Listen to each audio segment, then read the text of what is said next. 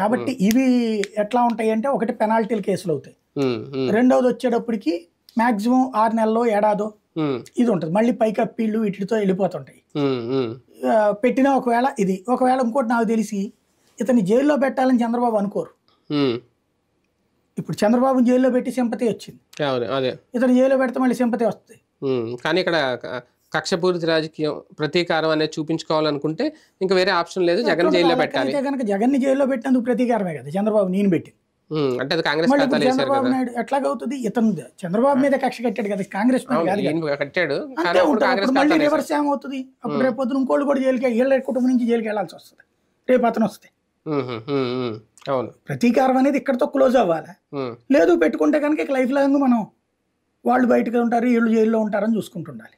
అధికారంలో ఉండి రాజకీయంగా జగన్ ని వ్యక్తిగతంగా టార్గెట్ చేయరా రేపొద్దున? చేస్తారు ఖచ్చితంగా. 5 ఏళ్ళు జగన్ దారుణమైన మాటలు పడతాడు. ఇప్పుడు 2014-19 మధ్యలో ఎట్టబడ్డాడు. ప్రతిసారి స్పీచ్ ఇచ్చేటప్పుడు అవినీతి పరుడు, రాక్షసుడు. ఈవెన్ 2019 తర్వాత నేను ఏమన్నారు, సైకో, ఇదే కదా ఆ మాటలు ఎక్కువే అంటారు, అనిపించుకోక తప్పదు. గెలిచిన ఎమ్మెల్యేలు కాపాడుకోవడం అనేది కూడా ఒక థ్రెట్ క్రియేట్ చేస్తుందా జగన్ కి, ఉన్న 10 మందిని ఆయన మినహాయిస్తే? ఖచ్చితంగా. ఎందుకంటే ఇప్పుడు రోజుకోసారి సోషల్ మీడియాలో బిగిన్ అయిపోయింది, 5గురు వెళ్ళిపోతున్నారు 6గురు వెళ్ళిపోతున్నారు అన్నట్టు. వాళ్ళు వెళ్తారా లేదా